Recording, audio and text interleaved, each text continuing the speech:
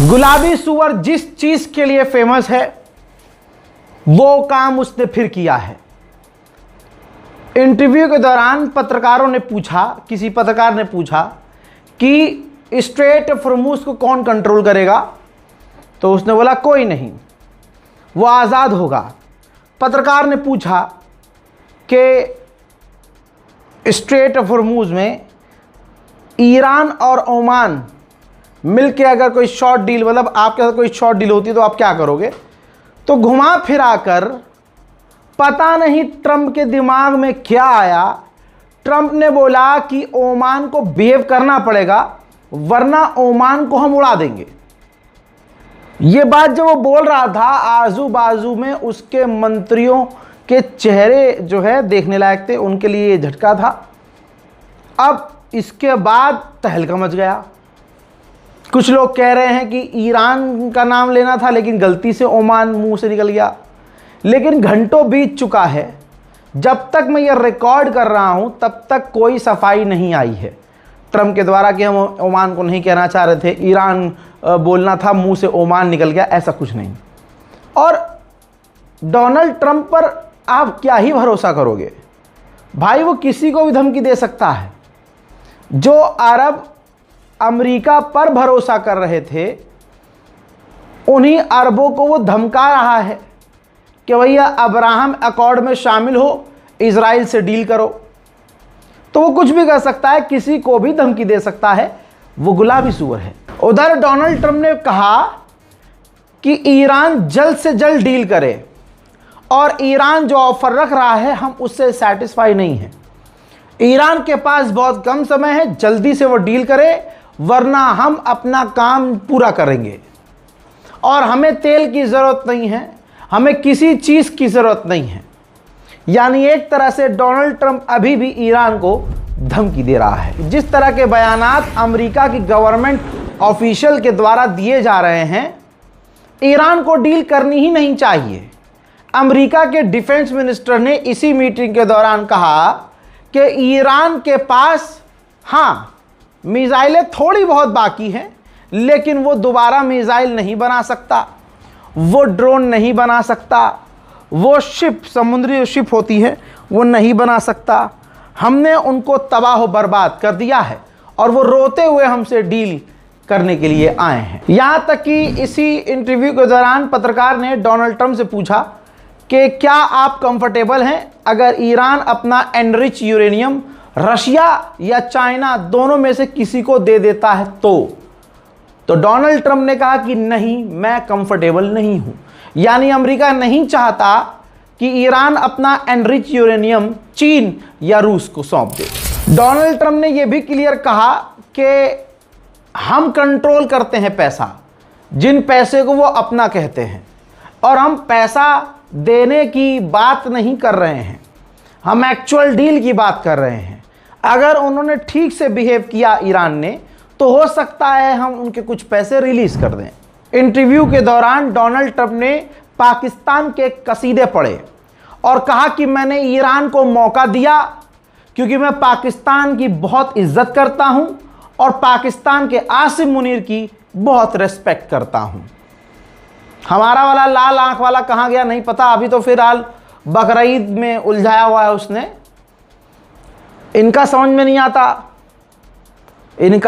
नहीं आता, इशारा किसकी तरफ कर रहा हूं समझ जाइएगा। बकरीद आज कभी ये सुअर पाल लेते हैं, कहते हैं कि सुअर हमारा भगवान है, फिर बकरीद आया तो कहते हैं कि हम सुअर की कुर्बानी देंगे, हम भी काटेंगे, सुअर की बलि देंगे। तो जिनके यहाँ यही क्लियर नहीं है कि सुअर को पूजना है कि सुअर को काटना है, वो चले हैं मुसलमानों की टक्कर लेने। हर चीज़ में बहस करनी है, मस्जिद के आगे नाचना है, एयरपोर्ट पर पूजा करनी है, हनुमान चालीसा मस्जिद के आगे पढ़नी है, पूजा अर्चना सड़क पर करनी है, मुसलमानों के सामने सारे इनको ड्रामे करने हैं, लेकिन मंदिर में पूजा नहीं करनी है। बकरीद पर क्या इन्होंने हर्राफा काटा है, क्या गंद मचाई है, क्या छीछा लेदर मचाई है। और यही कौम जो आज बड़े बकरा लवर हो चुके हैं, होली वीडियो निकाल के देख लीजिए ना, होली पर शराब के नशे में टल्ली होकर गांजा अफीम फूंक कर नशे में धुत होकर, ताड़ी पीकर सुबह से दोपहर तक लाइन में लगे होते हैं बकरा मीट की दुकान पर, बकरा पेलने के लिए, बकरा खाने के लिए। मेरे दोस्त सारे हिंदू जितने दोस्त हैं सब माशाल्लाह नॉनवेज खाते हैं। उनमें एक दो हैं जो जैनी हैं, वो नहीं खाते। एक तो जैनी है वो भी खाता है। समझ में आई बात? ये सिर्फ नौटंकी है, इनको मुसलमानों से दिक्कत है। ये बकरीद, ईद, ये सब बहाना है। यकीन जानिए ये सब बहाना है और कोई बात नहीं है। क्यों नहीं मोदी सरकार, अब तो मुसलमान भी कह रहे हैं, बड़े बड़े उलमा कह रहे हैं कि भैया गाय माता को आप राष्ट्र पशु घोषित कर दो, फिर काहे की देरी। ऐसा नहीं है कि हिंदुओं को समझ में नहीं आ रहा है, हिंदुओं को भी पता है कि सरकार क्या कर रही है। बस ये चुप रहकर खेल रहे हैं, उनके साथ मजा ले रहे हैं। सरकार मजे दे रही है कि करो मुसलमानों को परेशान, क्योंकि हिंदुओं को रोजगार नहीं दे सकती, हिंदुओं को शिक्षा नहीं दे सकती, हिंदुओं को विकास के नाम पर लॉलीपॉप चुसा रही है। कोई दिक्कत नहीं है भाई। बकरा ईद, भाई जो काली माता है उसके सामने बकरों की बलि हिंदू समुदाय में दी जाती है। जाइए फेसबुक ट्विटर भरा पड़ा है, किस किस तरह से बलि दी जाती है। आप जाइए, बकरा, भैंसा, अरे मुर्गा, गर्दन से यूं गर्दन से पकड़ के मुर्गा उखाड़ देते हैं गर्दन, कहते हैं बलि दे रहे हैं हम काली माई को। लेकिन मुसलमान कुर्बानी जब करता है, गाय भैंस की कोई नहीं कर रहा है कुर्बानी, लेकिन बकरे की भी कुर्बानी कर रहा है, तो इनके सीने में तकलीफ हो रही है। तकलीफ बकरीद की नहीं है, तकलीफ बस ये है कि मुसलमान इस देश में है क्यों। गुलाबी सुअर फिर अपनी औकात पर आया और कहा कि मैं चाहता हूं कि सऊदी अरब, यूएई, कतर और बाकी अरब देश, दूसरे देश भी इजराइल के साथ डील कर लें, अब्राहम अकॉर्ड में शामिल हो जाएं, क्योंकि हमारा इन देशों पर एहसान है। अल्लाह अकबर। अब तमाम हम जितने हिंदुस्तान पाकिस्तान के जितने सुन्नी हैं, सबको सोचना चाहिए कि क्या ईरान गलत था। ईरान ने हमेशा से कहा था अमेरिका और इजराइल किसी के सगे नहीं हैं। क्या एहसान किया है अरबों पर अमेरिका ने? हथियार दिए हैं, तो क्या हराम के पिल्ले ने फ्री में दिए हैं हथियार? सऊदी अरब जितना पैसा अमेरिका मांगता है भाई, मोल भाव किए बिना ये अरब देश, सऊदी अरब उतना पैसा देते हैं, अमेरिका में पैसा इन्वेस्ट करते हैं। काय का एहसान? फ्री में देते हैं तू उनको हथियार, लेकिन अरब बेचारे कुछ बोल नहीं सकते। डोनाल्ड ट्रंप के हरामीपने को जितनी जल्दी अरब देश समझेंगे उतना कम नुकसान होगा, क्योंकि इसी मीटिंग के दौरान, इंटरव्यू के दौरान डोनाल्ड ट्रंप ने कहा, मुझे नहीं लगता कि अरब देश अगर इजराइल के साथ डील नहीं करते तो मुझे नहीं लगता कि मुझे ईरान से डील करनी चाहिए। आसान कर देता हूं। डोनाल्ड ट्रंप का कहने का मतलब यह है कि सीधी सीधी धमकी है जी, अगर अरबों ने इजराइल से हाथ नहीं मिलाया तो मैं ईरान से डील नहीं करूंगा। फिर ईरान पर यह हमला कर देगा, ईरान पलटकर मजबूरी में अरब देशों में मौजूद अमेरिकी बेस पर हमला करेगा। डोनाल्ड ट्रंप अरबों को मजबूर करेगा, तुम हमला करो, और खुद पीछे हट जाएगा। पूरी स्ट्रेटजी शैतान की आपको समझ में आ जानी चाहिए। गुलाबी सुअर ने यह भी कहा कि जिस रिजीम को हम हटाना चाहते थे वो रिजीम चली गई है, दूसरी रिजीम चली गई है, हम तीसरी रिजीम से बात कर रहे हैं।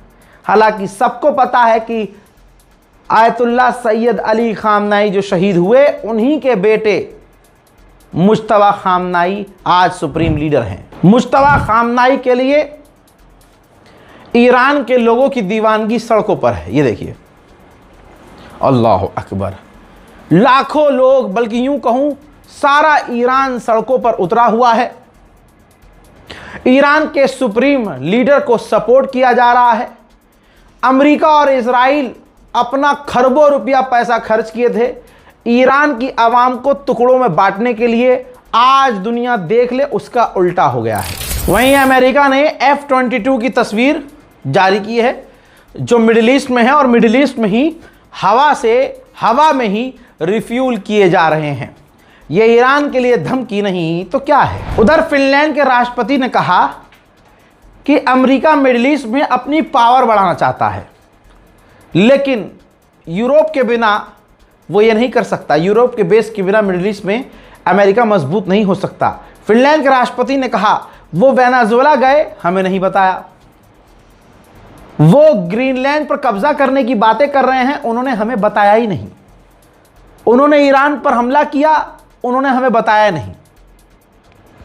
अमेरिका ने हमें कुछ नहीं बताया और वो इस तरह से मिडिल ईस्ट में अपनी ताकत बढ़ाना चाहते हैं। लेकिन ये बात क्लियर है कि यूरोपियन देशों और यूरोपियन बेस के बिना अमेरिका मिडिल ईस्ट में मजबूत नहीं हो सकता। ईरान पहले की तरह इंशाअल्लाह जाल में नहीं फंसेगा। ईरान इस वक्त पूरी सतर्कता अपना रहा है। ईरान ने खुद कहा है कि हम देख रहे हैं कि अमेरिका बातचीत के दौरान भी अमेरिका और इजराइल दोनों मिलकर हमारी सरकार गिराने की कोशिश कर रहे हैं। ईरान भी पीछे से तैयारी कर ही रहा है। ज़रा इस मैप को देखिए। ईरान के अंदर ईरान के जितने भी अंडरग्राउंड मिसाइल सिटीज़ हैं, ईरान ने सबके दरवाजे, यानी आसान भाषा में सबके गेट, सबके ढक्कन खोल दिए हैं। क्या ईरान भी जंग के लिए तैयार है? क्या ईरान भी अमेरिका को मुंह तोड़ जवाब देने के लिए तैयार है? आपको क्या लगता है, कमेंट कीजिएगा। लेकिन ईरान क्या कह रहा है वो इंपॉर्टेंट है। ईरान ने ऑफिशियली कहा है कि जंग दोबारा शुरू होने के चांसेस काफ़ी कम हैं, क्योंकि दुश्मन काफ़ी कमज़ोर हो गया है, लेकिन फिर भी हम हर परिस्थिति के लिए तैयार हैं। इजराइल के आर्मी चीफ और अमेरिका के ट्रंप और नेतन्याहू का ऐसा बयान आ रहा है जिससे लग रहा है कि बेचारे बहुत घबराए हुए हैं।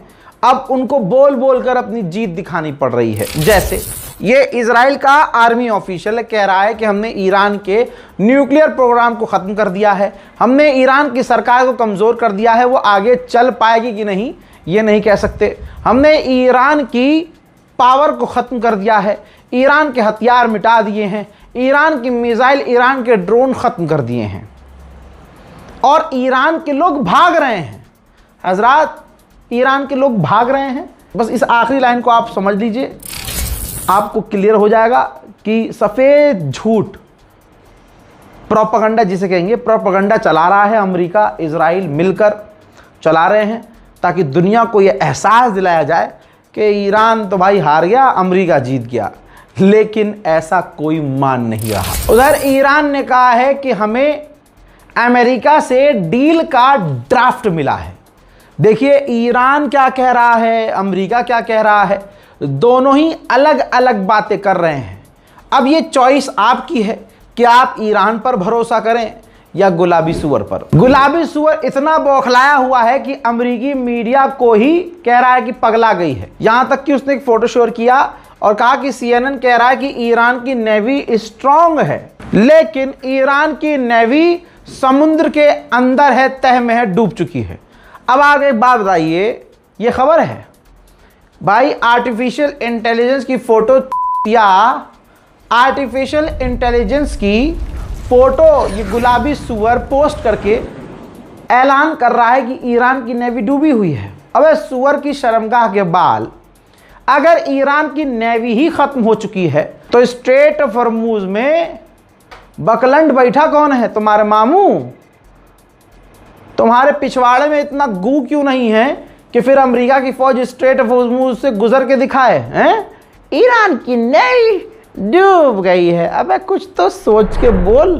ईरान के स्ट्रेट मीडिया बता रहे हैं कि डील में क्या क्या है। जैसे ईरान के मीडिया ने बताया कि जंग पूरे मिडिल ईस्ट में बंद होगी, दोनों ही देश एक दूसरे की टेरिटरी का, ज़मीन का सम्मान करेंगे, हमला नहीं करेंगे। 60 दिन तक नेगोशिएशन होगी, बातचीत होगी और डेडलाइन जंग की बढ़ाई जाएगी, सीज फायर आगे बढ़ाया जाएगा और 30 दिन के भीतर भीतर अमेरिका तुरंत प्रभाव से अपने नेवल ब्लॉकेज को हटाएगा और 30 दिन के अंदर अंदर ईरान के आसपास से अमेरिका की फौज हटेगी और इन्हीं 30 दिनों में ईरान स्ट्रेट ऑफ हॉर्मुज खोलेगा। उधर ईरान को जो डैमेज हुआ है उसकी कुछ परसेंट भरपाई अमेरिका करेगा। अगर डील हो जाती है तो ईरान के ऊपर से प्राइमरी और सेकेंडरी जो बैन पाबंदियां लगाई हैं अमेरिका ने, वो हटाई जाएंगी। उधर ईरान अपना न्यूक्लियर प्रोग्राम फ्रीज कर देगा, रोक देगा। इसके अलावा इस डील के मुताबिक ईरान अपना केमिकल, तेल, तमाम वो चीजें जो एक्सपोर्ट करता है, पाबंदी की वजह से वो छुप के करता था, वो खुलकर एक्सपोर्ट कर सकेगा। इसके बाद अमेरिका ईरान के पैसे और ईरान की प्रॉपर्टीज को जो सीज किया है उसने दुनिया भर में, उनको रिलीज करेगा।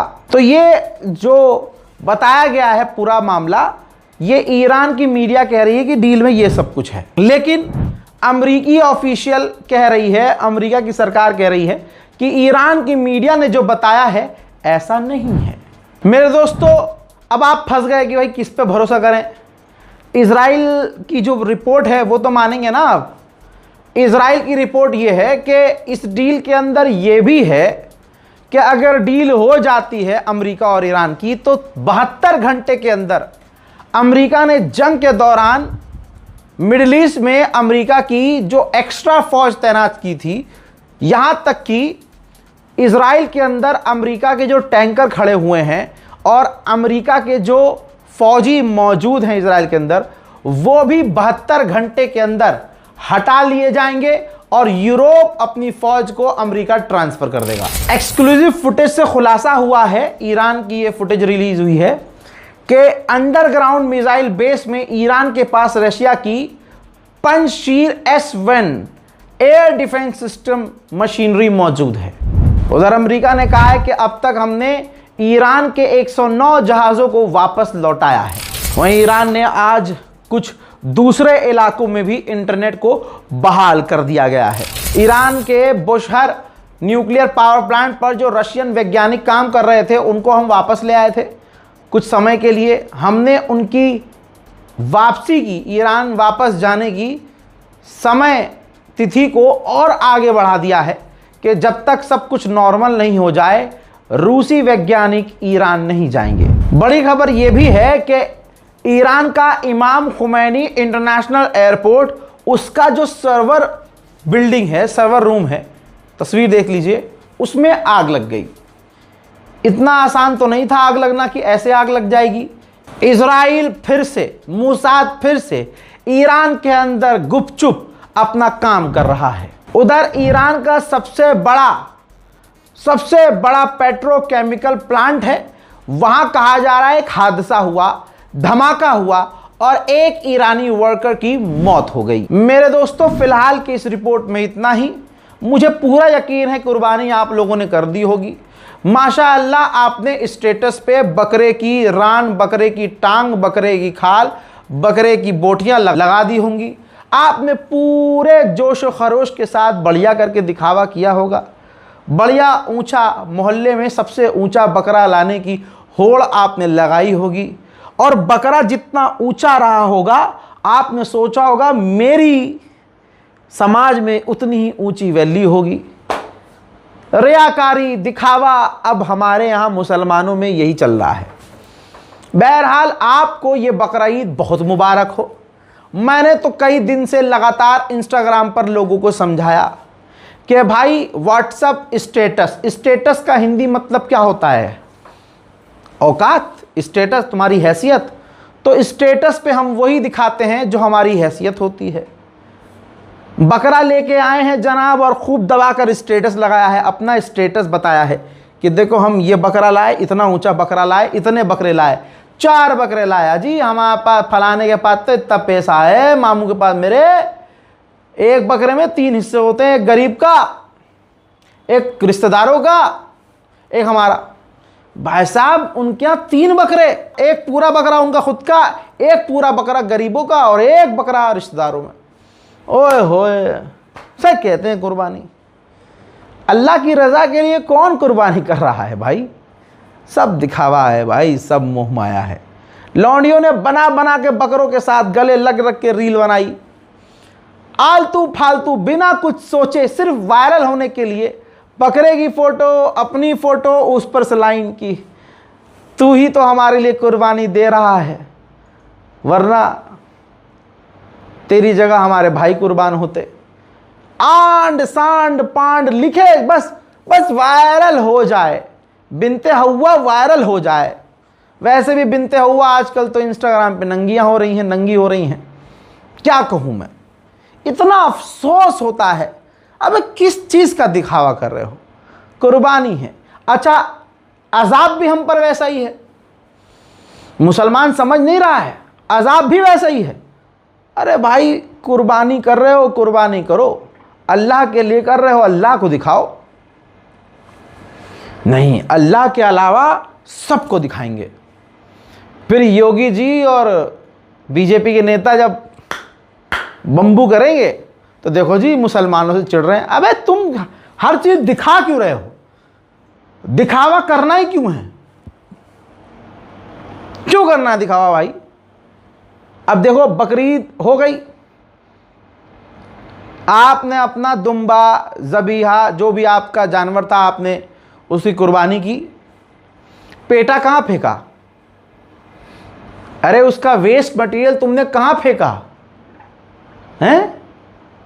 रात के अंधेरे का इंतज़ार कर रहे होगे कि अंधेरे में गली के नुक्कड़ पे फेंक देंगे, गली के चौराहे पे फेंक देंगे, खुले में फेंक देंगे यार, छत से फेंक देंगे गली में, पच से कोई देखेगा थोड़ी।